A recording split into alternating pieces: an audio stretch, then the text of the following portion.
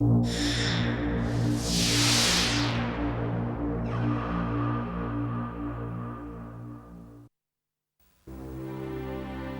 disparo resuena en una calle abarrotada. Un hombre cae inerte en su carruaje. La gente corre a ayudarle y a detener al asesino. Nadie puede hacer nada. Con un único disparo, el mundo entra en guerra. Un hombre mata a otro y la juventud de una generación se ve abocada al cambio. Un cambio para mejor, un cambio para peor, en cualquier caso un cambio irrevocable. Fue mucho más que un simple asesinato por motivos políticos. Fue algo más que una simple muerte en una calle polvorienta durante una tarde calurosa, porque supuso el principio de la que actualmente denominamos la Gran Guerra. Sangre y acero. La Gran Guerra.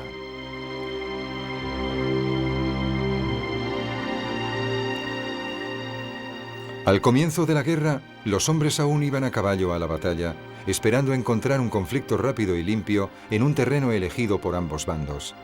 4 años más tarde, esos mismos hombres, o sus reemplazos, se moverían en cajas blindadas motorizadas y sobre ruedas llamadas tanques, que suponían una medida de protección contra el fuego enemigo y la posibilidad de romper el estancamiento en el frente de trincheras que se extendía a lo largo de 725 kilómetros, desde la costa de Bélgica hasta los Alpes suizos, territorios neutrales.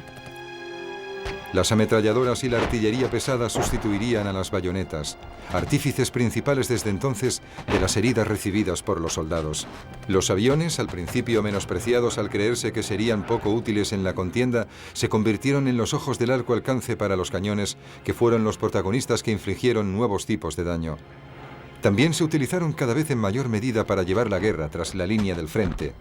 Esas fueron las nuevas dimensiones que aportó la guerra, es decir, la guerra de trincheras, el conflicto mecanizado, los proyectiles de largo alcance y los bombardeos aéreos. Pero hay diferentes maneras de recordar los cambios que este conflicto llevaría a los territorios implicados. En las esquinas, en las plazas y en la tierra reservada para rememorarlos, se encuentran los nombres de los caídos, escritos para que todos los veamos ahí para siempre. Ese es el legado real de la guerra. Y todo empezó con la muerte de un solo hombre. Este hombre era el archiduque Francisco Fernando, heredero del Imperio Austrohúngaro.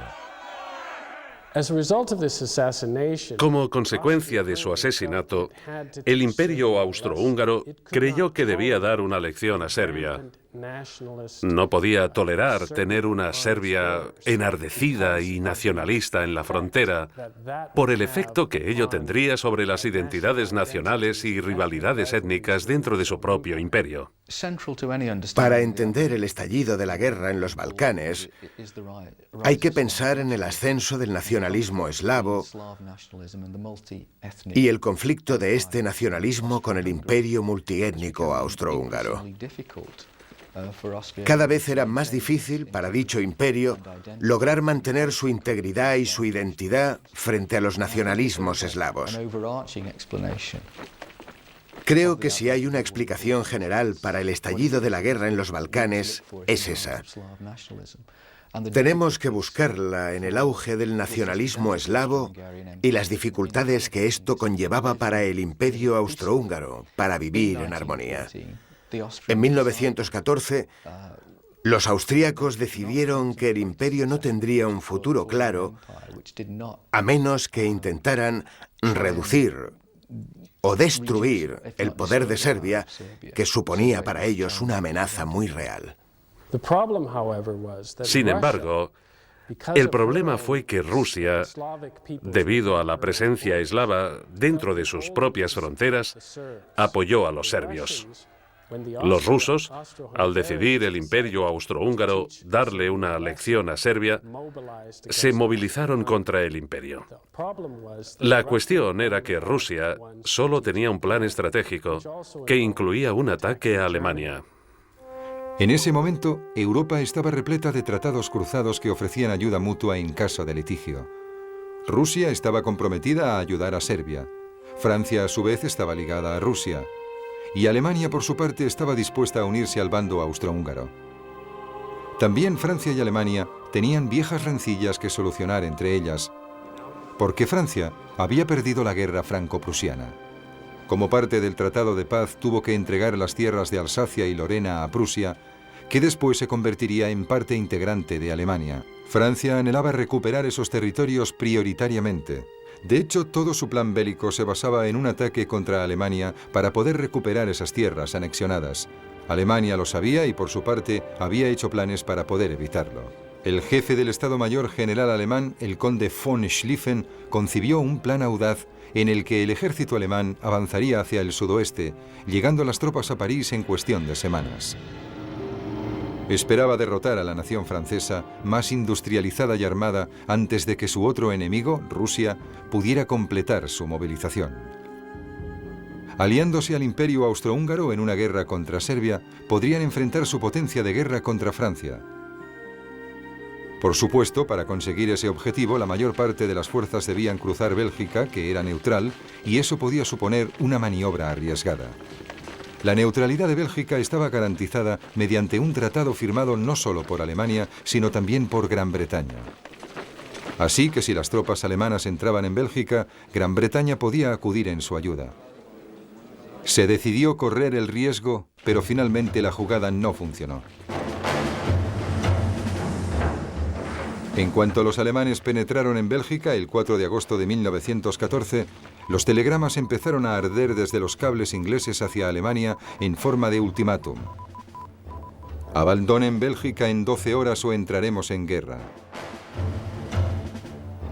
Como nadie respondió, Gran Bretaña se adhirió al conflicto bélico. La entrada británica en la Primera Guerra Mundial en agosto de 1914 supuso un punto de inflexión, porque convirtió lo que hasta ese momento era una guerra europea en una auténtica guerra mundial, ya que Gran Bretaña era una gran potencia a nivel planetario, con responsabilidades e intereses globales. Con la participación británica quedaba claro que se acabaría luchando en todos los océanos del mundo. Se combatiría en Oriente Medio, en el sur de Europa, en el este y sudoeste de África, en el Pacífico y en el Atlántico Sur, tanto como se lucharía en el frente occidental de Francia y Bélgica. Había unos 100.000 hombres, la mitad del ejército británico entrenados como soldados profesionales. Esperaban enfrentarse a la potencia del ataque alemán custodiando la parte occidental de la línea francesa. La táctica de guerra tradicional de la época suponía una guerra de movimiento. Las fuerzas adversas se situaban en líneas opuestas. Las armas de campo, ligeras y manejables, se utilizaban para abrir huecos en las líneas enemigas. La infantería se desplegaba para avanzar y capturar las posiciones debilitadas, mientras que la caballería corría a los huecos para alcanzar la retaguardia enemiga. Pero todo eso iba a cambiar ahora. Al principio las cosas salieron según lo previsto, aunque no fueron positivas para Gran Bretaña. Los informes de reconocimiento aéreo decían que se enfrentaban a prácticamente todo el primer ejército alemán, que les superaba ampliamente en número, en proporción de 3-1. Al no haber opción, se inició una retirada organizada. Las tropas profesionales participaron en varias acciones en la retaguardia, particularmente en Le Cateau, hasta que las líneas se acercaron rápidamente a París. La capital parecía una presa segura a manos de los alemanes y el plan de Schlieffen parecía que iba a funcionar. Pero en el río Marne, los alemanes cambiaron su ritmo de marcha. Estaban extenuados tras recorrer una media de 40 kilómetros al día. Sus líneas de suministro se habían extendido al máximo. Sencillamente se habían quedado sin fuerzas. Empezaron a avanzar junto al río, donde tuvieron que enfrentarse a británicos y franceses. Dichos cuerpos habían sido reforzados con unos 4.000 soldados, muchos de los cuales habían salido a toda velocidad desde París. El avance alemán se detuvo, y eso avivó la esperanza aliada de una victoria rápida. Sin embargo, la verdadera guerra, como nosotros la conocemos, estaba por empezar. Ambos bandos comenzaron a atrincherarse. Construirían sistemas de trincheras para protegerse del fuego enemigo de la artillería y de las ametralladoras, que seguirían más o menos situadas en el mismo lugar durante los siguientes 4 años. Esa fue la verdadera respuesta de la que había sido anteriormente la infantería movilizada ante las armas de guerra modernas. En cuanto a los cambios armamentísticos durante la Primera Guerra Mundial, creo que hay que distinguir en el tiempo entre el corto y el largo plazo. Durante la guerra, sin duda el cambio más importante fue la nueva potencia de la artillería para localizar objetivos enemigos, alcanzarlos y destruirlos. La potencia de esta artillería fue creciendo con los años. Y en 1918, la artillería británica era especialmente poderosa. Si hubo un arma protagonista en la victoria aliada en el campo de batalla de 1918, fue la artillería. Al principio de la guerra, Alemania era el país más avanzado en cuestión armamentística. Tenía ingenieros y las fábricas se reconvirtieron para producir acero, vital para fabricar las armas, y los nitratos necesarios para los explosivos que propulsaban las balas. También habían desarrollado proyectiles altamente explosivos que al impactar hacían mayor daño que la metralla más ligera que disparaban las armas ligeras. Estas nuevas estrategias jugarían un papel decisivo en la muerte en las trincheras. Esos mismos científicos e ingenieros también habían desarrollado paralelamente un uso nuevo para gases venenosos. Al principio los soltaban cuando el viento se dirigía hacia las trincheras del ejército contrario, pero al final se lanzaban proyectiles llenos de gas contra las líneas enemigas. Se esperaba que eso debilitara las líneas defensivas. Los alemanes usaron gas por primera vez en la segunda batalla de Ypres en 1915. Fue toda una sorpresa y evidentemente causó muchas molestias y desconcierto en el bando británico, pero no fue suficiente para ganar la batalla. Los primeros sistemas de lanzamiento de gas eran muy sencillos. Solo había que destapar el recipiente y esperar a que el gas llegara a las líneas enemigas. El problema, por supuesto, era que si se producía un cambio en la dirección del viento, eso podría llevar el gas hacia los propios atacantes. Con el avance de la guerra, los sistemas de lanzamiento mejoraron y los recipientes de gas empezaron a dispararse desde armas de artillería con un efecto mucho más impactante. Pero hay que recordar que era un arma de desesperación, un último intento desesperado para romper el punto muerto del frente occidental, simplemente envenenando al enemigo. Es uno de los rasgos fundamentales de la guerra, definido por el general de división Fuller como el constante factor táctico. Decía que si usted intenta hacerme algo a mí, yo encontraré la manera de evitar que lo haga. Y la respuesta contra el uso del gas fue terriblemente efectiva al cabo de muy poco tiempo. Se desarrolló una buena máscara antigas y al final todos los soldados la llevaban y tomaban medidas contra los gases tóxicos. Había escuelas especiales en las que se podían aprender dichas técnicas, así que el potencial asesino del gas fue relativamente limitado. A menudo, al final de la guerra, era igual de efectivo, en vez de lanzar gases, la mera sugerencia de que se usaban, por ejemplo, mediante humo. Normalmente, si el enemigo atacaba y algún tipo de humo se acercaba, siempre había alguien sensato que daba por sentado que se trataba de gas. Seguramente no lo era. Pero solo con sugerir que se trataba de gas, los soldados se ponían la máscara, resultando entonces difícil que lucharan eficazmente mientras la llevaran puesta.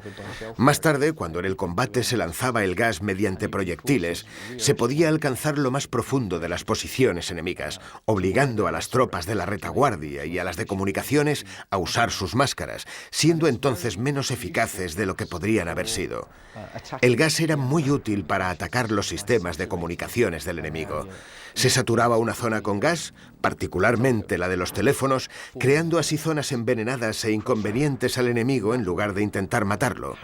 Aunque el gas podía matar a la gente, y de hecho lo hacía, era ante todo un arma molesta, no un arma asesina, y eso, a pesar de su mala reputación, lo convertía en un arma más humana. Las ametralladoras causaron mayor número de muertes. Con estas, un único tirador sentado en una posición fortificada y protegida podía eliminar compañías enteras de tropas enemigas mientras éstas avanzaban hacia él campo a través.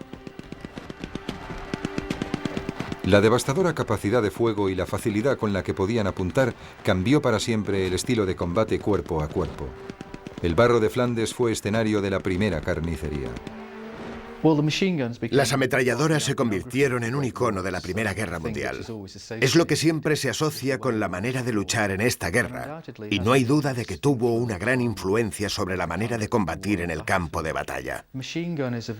La ametralladora es un arma muy eficaz. Es muy precisa si se sabe manejar. Puede disparar un gran número de proyectiles. La mayor parte de las ametralladoras pesadas de la guerra disparaban 600 balas por minuto. No podían hacerlo durante mucho tiempo, pero disparaban en ráfagas y así conseguían una potencia considerable. También se podían alternar las ametralladoras para que se cubrieran unas a otras, consiguiendo una zona de ataque profunda y ancha, controlada por una cantidad relativamente pequeña de hombres. Si existe algún motivo por el que la Primera Guerra Mundial se libró en las trincheras, es por la ametralladora. Esta arma es la unión entre la época industrial y el arte de la guerra. Es literalmente una máquina diseñada para matar seres humanos en grandes cantidades. Así que 1 o 2 individuos con ametralladoras podían detener a centenares de atacantes. 4 o 5 ametralladoras podían contener a un batallón entero. Y la única respuesta ante esta enorme potencia que significaba la ametralladora era que los soldados excavasen una trinchera, lo que explica el estancamiento del frente occidental. Esta nueva arma acabaría para siempre con los caballos como medio de transporte de las tropas que iban al frente. Ya no habría más cargas de caballería valientes y extravagantes para aprovechar los huecos en las líneas enemigas. Un oficial británico, el teniente coronel G. Seaton Hutchinson, escribió: «Describo un escuadrón de caballería india. Rostros oscuros bajo cascos brillantes galopando por el valle hacia la colina. Estos jinetes expertos galopaban a través de una lluvia de fuego, levantando ligeramente sus monturas sobre los agujeros de los proyectiles, girando y moviéndose a través de la descarga de artillería. Las filas se iban debilitando. No logró escapar ningún hombre. Así que el modelo se formó en el frente occidental, atrincherarse y lanzar lo que sea al enemigo cuando aparezca. Es cierto que al principio de la guerra en Dnieper hubo algunos episodios de guerra abierta. Era el intento británico por detener a los alemanes, haciéndose con los puertos del canal e interrumpiendo sus líneas de suministro. Pero incluso esa lucha desapareció y las 2 líneas de trincheras se extendieron hasta el mar. Al principio de la guerra, Gran Bretaña tenía un pequeño ejército profesional. Era la fuerza expedicionaria británica que había partido hacia Francia con 100.000 hombres. La primera batalla en Ypres terminó con 58.000 británicos muertos o heridos. Las pérdidas totales hasta entonces eran de 89.000 hombres. Como ejército, prácticamente había sido aniquilado. Había que tomar medidas desesperadas. Lord Kitchener había sido nombrado ministro de la guerra el día que ésta había empezado. Todo el mundo sabía que se trataba de un gran soldado. Había dirigido a las fuerzas que habían triunfado sobre los Boers en Sudáfrica en 1902. Sabía que Alemania lucharía hasta el final y que se tardaría mucho en conseguir vencerla. Pidió al gobierno que iniciase los preparativos necesarios, que enviara ejércitos de millones de soldados al campo de batalla y que los mantuviese allí durante varios años. El gobierno le dio permiso para reunir ese nuevo ejército de voluntarios.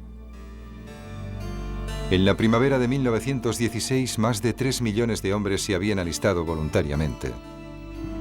Muchos lo habían hecho juntos en el mismo pueblo o eran compañeros de trabajo. Se trataba de batallones compuestos de amigos. Representaban la esperanza de futuro en las trincheras de Francia, pero debían prepararse y entrenarse, y mientras tanto había que buscar otros soldados. Estos llegaron de otros países del imperio. Se dirigieron al frente a principios de 1915, meses antes de que el nuevo ejército de voluntarios fuese entrenado, y eso fue esencial durante los primeros meses de la guerra. Sin esas tropas, Alemania, con su gran cantidad de reservistas movilizados, habría conseguido traspasar las posiciones británicas simplemente por su superioridad numérica. Pero el frente aliado consiguió resistir y en Flandes prosiguió el lento avance. Es cierto que se produjeron distracciones de las batallas principales en el frente occidental. Las más notables fueron las expediciones a los Balcanes. Al principio de la guerra, la marina fue destinada a los Dardanelos para intentar eliminar los cañones turcos que protegían ese estrecho. Turquía ya se había unido a la guerra al lado de Alemania y esa ruta era vital para que los británicos pudiesen abastecer a su aliado, Rusia. El ataque naval fracasó y se decidió realizar un asalto por tierra. Serían los malogrados desembarcos de Galípoli. Las fuerzas marítimas, principalmente australianas y neozelandesas, destinadas originalmente a Egipto, desembarcaron sobre estrechas playas. Las armas turcas les atacaron desde elevaciones de terreno de la zona. Eso sucedió en abril de 1915. Durante los 2 meses siguientes consiguieron llegar a las crestas rocosas que dominaban la playa, pero el ataque no iba a conseguir resultado alguno. Fue desestimado en diciembre de 1915 y toda la fuerza de invasión se retiró bajo la protección de la oscuridad sin perder más vidas inútilmente. Ese fue el único éxito de una campaña que se cobró 49.000 vidas aliadas y dejó más de 200.000 heridos. También significó que los británicos habían fracasado y no habían conseguido encontrar la manera de evitar el lento avance alemán en Francia y Bélgica.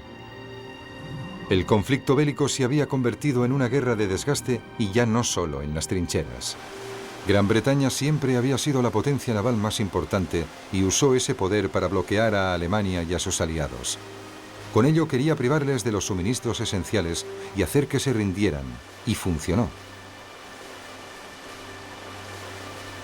La flota alemana zarpó de Kiel en junio de 1916 en un intento por romper el bloqueo. Encontró a la flota británica junto a su base de Scapa Flow, en la batalla de Jutlandia.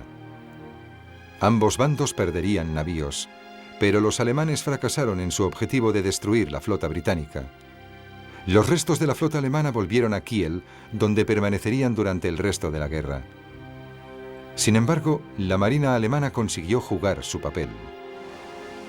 Tuvieron que confiar en sus submarinos Unterseeboot, los U-Boats, e intentar crear un bloqueo similar sobre Gran Bretaña. Los U-Boats no podían capturar barcos, solo podían hundirlos. Al principio, los alemanes daban tiempo a la tripulación para subirse a los botes salvavidas mientras no hubiese ningún buque de la Marina Real por los alrededores. Sin embargo, si la velocidad era factor importante, hundían el buque sin previo aviso. Tras estos primeros acontecimientos, el barco de travesía británico Lusitania, que más tarde se confirmaría que llevaba suministros de guerra, además de pasajeros, fue hundido. Entre las 100.000 personas que perecieron, había 110 estadounidenses neutrales. Cuando los cuerpos llegaron a las playas de Kinsale, la indignación pública estalló. Las protestas políticas obligaron a los alemanes a ordenar a sus U-Boats que no atacaran ni hundieran más buques en las rutas que seguían los estadounidenses.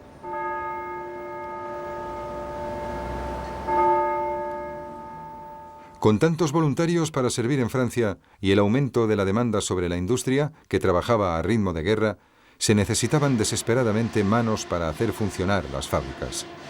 El gobierno se dio cuenta demasiado tarde de que había perdido valiosos mineros y trabajadores del acero que habían partido hacia el frente.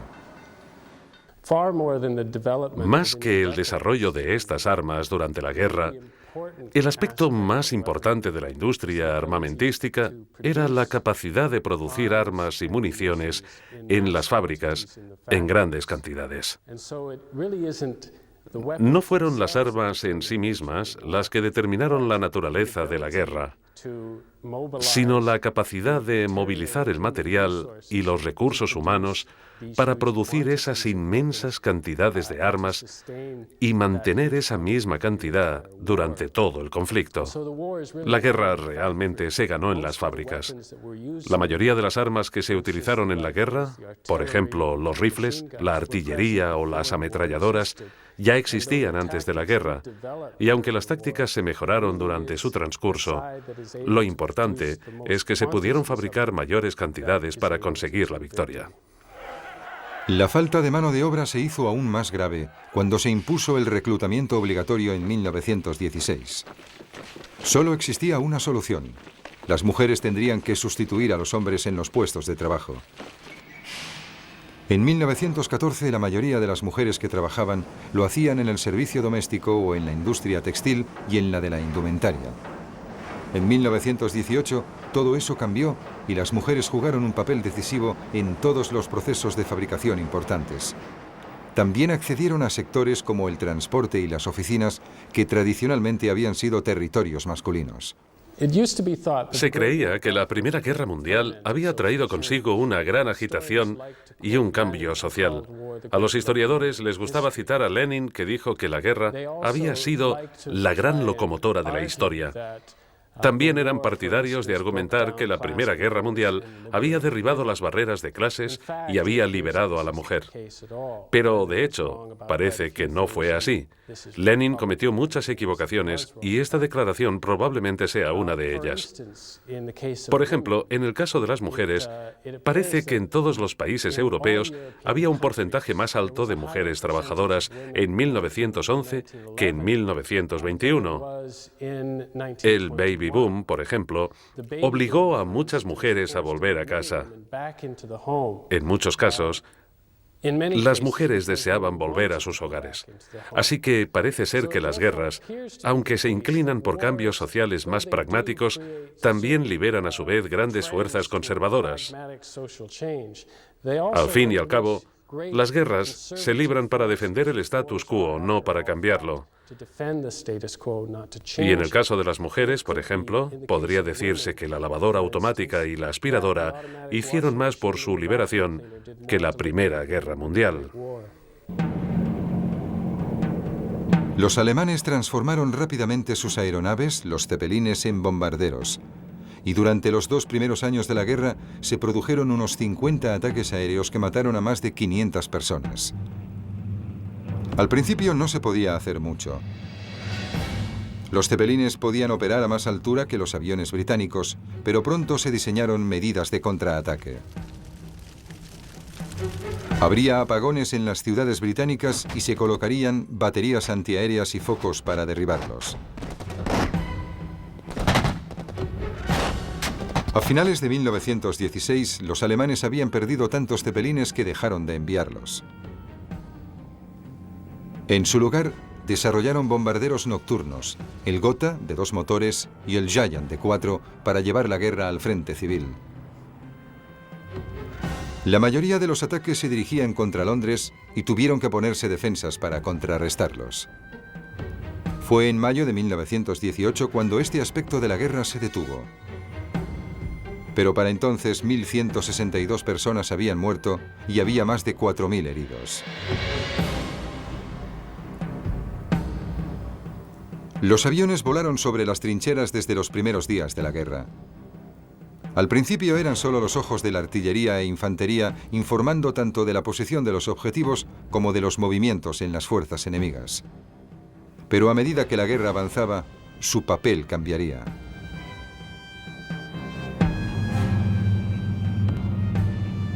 Cuando quedó claro que los aviones tenían un gran efecto sobre las batallas, hubo que desarrollar un sistema de defensa contra ellos.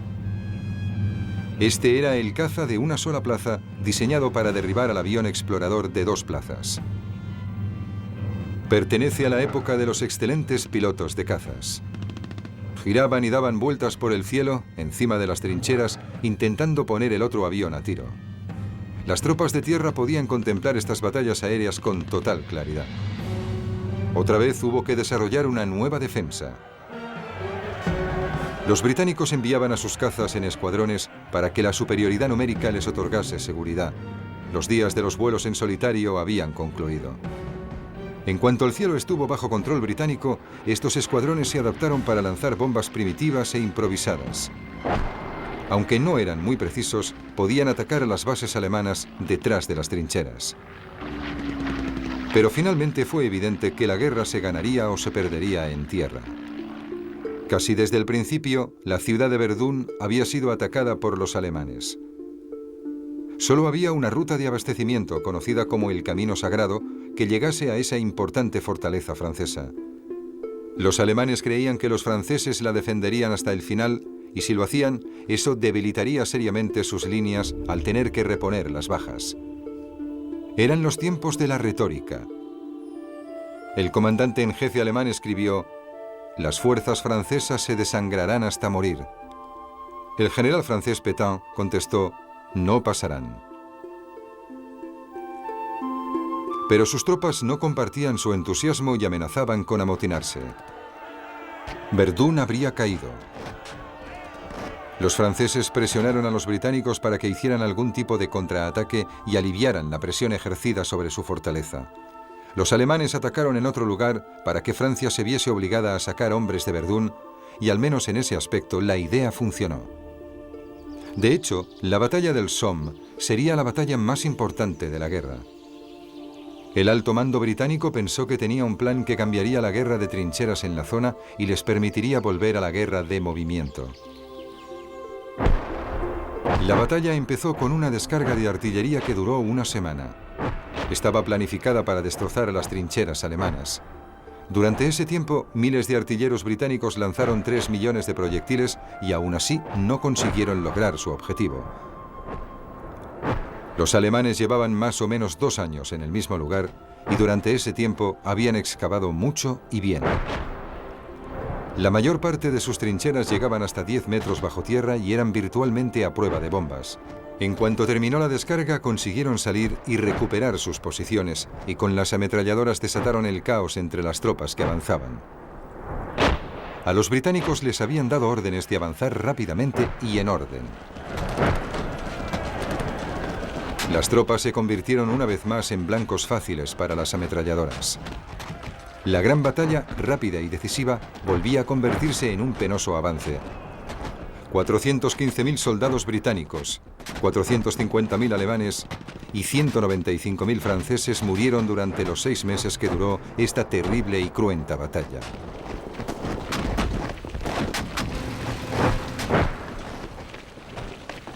Pero los británicos se habían fortalecido y ahora luchaban con las mismas armas que los alemanes, con ametralladoras, gases y aviones. Además, tenían una cosa de la que los alemanes carecían: tanques. Esos vehículos se habían desarrollado para sustituir a los caballos y se utilizaban para aprovechar los huecos de las líneas enemigas. Los describían como potentes, a prueba de balas, con blindaje en el motor, capaces de destruir ametralladoras, cruzar el campo y las trincheras, solventar problemas y ascender por rampas de tierra. Durante los primeros años hubo algunos problemas técnicos, ya que se quedaban atascados en la tierra que los proyectiles habían convertido en pantanos. También tenían problemas de diseño. De hecho, muchos conductores de tanques murieron más por las emisiones de monóxido de carbono que por lanzamiento de proyectiles, porque el tubo de escape del motor quedaba dentro del vehículo. Pero su potencial como arma de guerra era evidente. Más tarde se usarían para dirigir a filas de infantería hasta la batalla y para ofrecerles protección del fuego de las ametralladoras enemigas. Se ordenó su producción a gran escala y en 1918 británicos y franceses habían fabricado más de 6.800 unidades. Alemania solo tenía 20. Sus generales creían que era más importante destruirlos con armas antitanque. Esa decisión supondría la derrota final de las fuerzas alemanas. La introducción de los tanques en la Primera Guerra Mundial supuso principalmente un gran valor moral y psicológico para los británicos en particular. Estos creían que habían desarrollado un arma que los alemanes no tenían y que nunca consiguieron tener en cantidades suficientes. Los británicos jugaban mucho con ese factor. El tanque se convirtió en la pieza central de gran parte de la propaganda británica durante la guerra.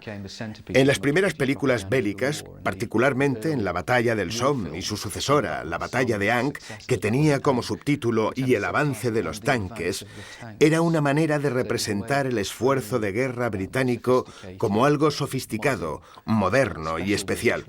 Pero más allá de todo eso, el impacto de los tanques en el campo de batalla durante la guerra fue muy limitado. Los tanques no eran muy fiables mecánicamente, y así fue durante todo el conflicto. Una vez entraban en combate, quedaban muy pocos tras 2 o 3 días desde el inicio de la batalla, y eso seguiría siendo así hasta el final de la guerra. Los británicos iniciaron la batalla de Amiens el 8 de agosto de 1918 1918 con más de 300 tanques, y 3 días más tarde solo quedaba un puñado de ellos. El tanque tuvo muy poco impacto en la Primera Guerra Mundial debido a su primitivo diseño, aunque, como se comprobó después en la Segunda Guerra Mundial, alteraría para siempre la propia naturaleza de la guerra, que determina la interacción de la potencia de fuego y la movilidad. En 1914, la potencia de fuego se medía principalmente en términos de armas de artillería. Los rifles rápidos y las ametralladoras estaban a la orden del día, y por eso existían escasas posibilidades de que los soldados atacaran avanzando en tierra de nadie en seguridad. El tanque solucionó ese desequilibrio de la potencia sobre movilidad. Permitió que las tropas atacantes progresaran en esa tierra de nadie, protegidos por su blindaje de la artillería y las ametralladoras enemigas, y así consiguió devolver la movilidad a la guerra, como se vio en conflictos armados posteriores. A mediados de 1917, Gran Bretaña dominaba la mayor parte de los frentes. Había que hacer algo, y el alto mando alemán ordenó que los U-boats volvieran a los trayectos marítimos utilizados por los estadounidenses. Sabían que esa decisión provocaría que los estadounidenses se sumaran a la guerra, pero a punto de sufrir una seria hambruna no tenían ninguna otra opción posible. Las tropas estadounidenses llegaron a Francia en 1917 a un ritmo de 150.000 al mes. Alemania se enfrentaba a un enemigo creciente. La presencia de esas nuevas tropas permitió a los británicos intentar una ofensiva en Passchendaele. Se abrió con otra batalla, la tercera de Ypres. Los mineros habían excavado túneles bajo una cadena de colinas en manos alemanas que fueron volados con millones de toneladas de explosivos. La explosión se oyó en Londres, donde temblaron hasta las ventanas. Para los ingleses fue fácil conquistar las colinas, pero las cosas no salieron bien. A pesar de que 3.000 armas dispararon 4,5 millones de proyectiles, la batalla no consiguió romper el punto muerto al que se había llegado a causa del tiempo. La lluvia prácticamente continua redujo el campo de batalla a un mar de barro sin fin, produciéndose 247.000 bajas y quedando las tropas exhaustas.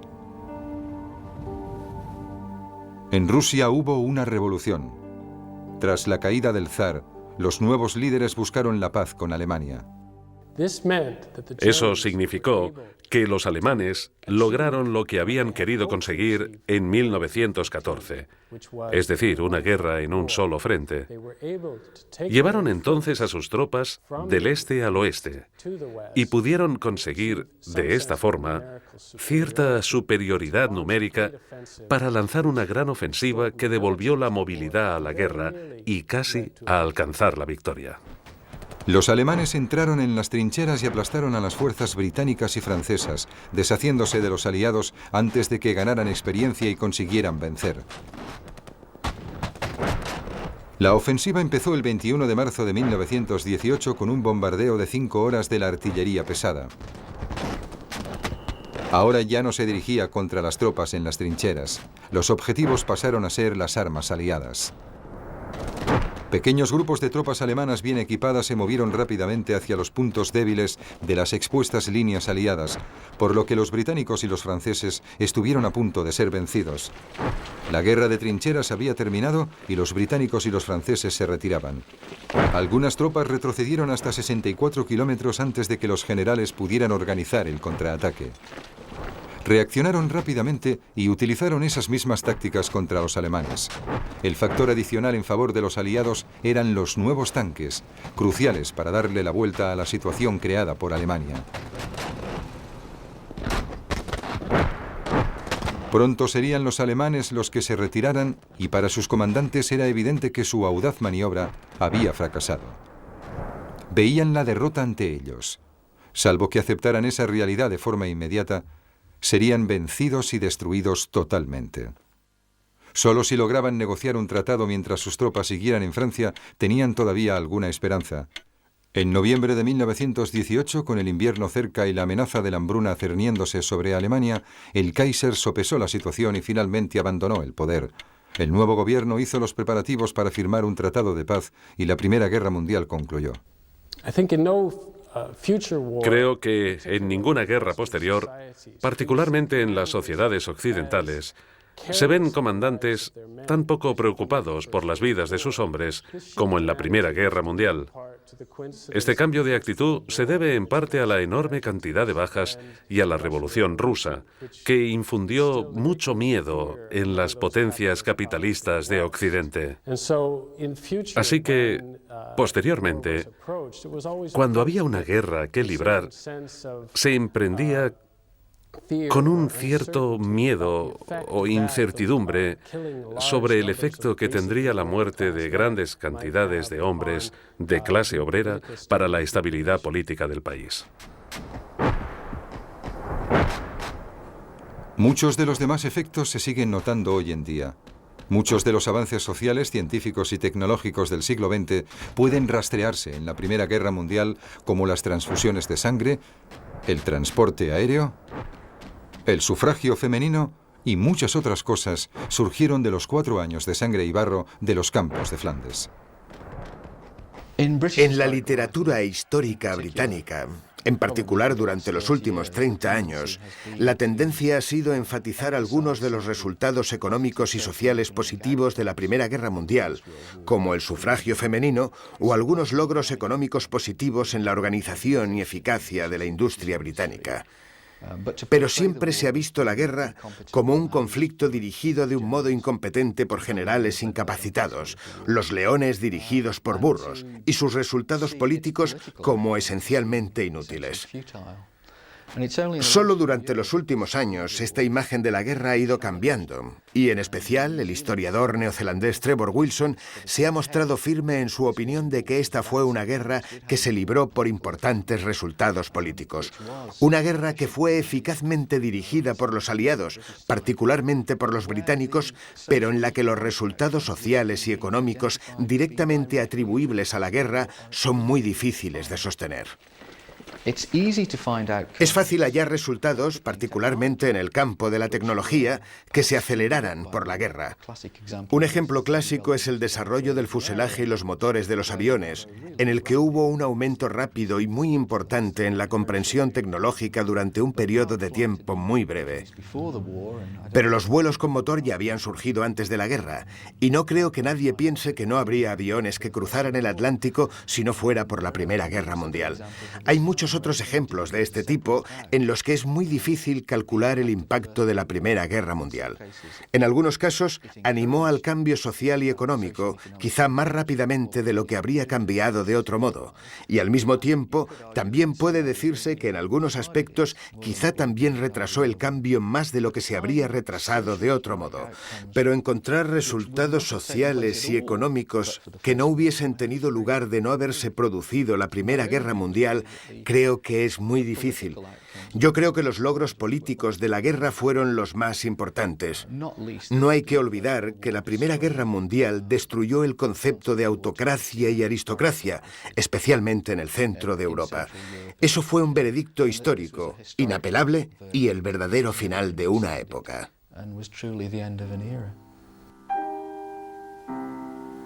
En 1939, 2.200.000 personas seguían recibiendo pensiones por las heridas sufridas en la Primera Guerra Mundial.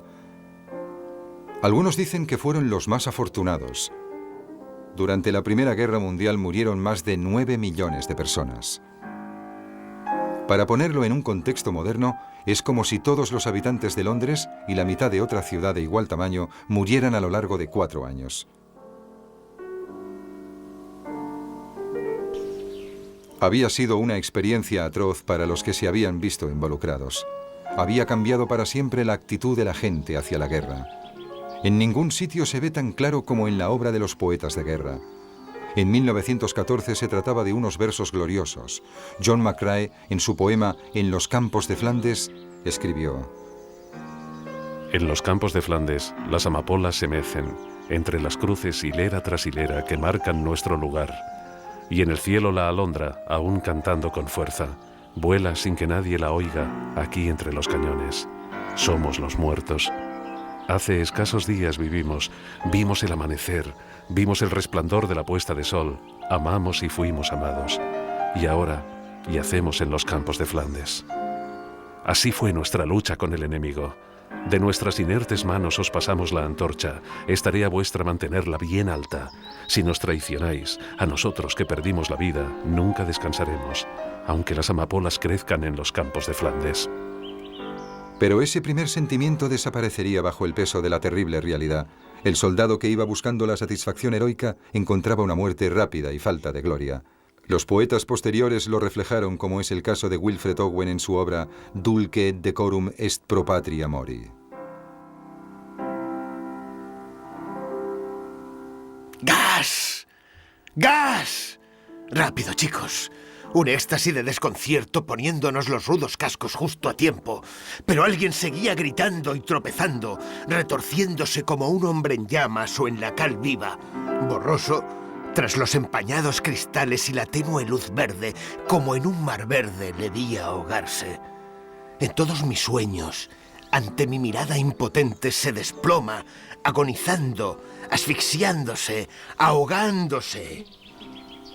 Si como en un sueño asfixiante también pudieras ir tras el carro al que lo arrojamos y ver esos ojos blancos retorciéndose en su cara que le colgaban como un demonio pecador, si pudieras oír a cada tumbo el gorgoteo de la sangre saliendo de sus pulmones llenos de espuma, repugnante como el cáncer, amargo como el pus, de horrorosas, incurables llagas en lenguas inocentes, amigo mío, no contarías con tanto entusiasmo a los ardientes jóvenes sedientos de gloria la vieja mentira. Dulce et decorum est pro patria mori.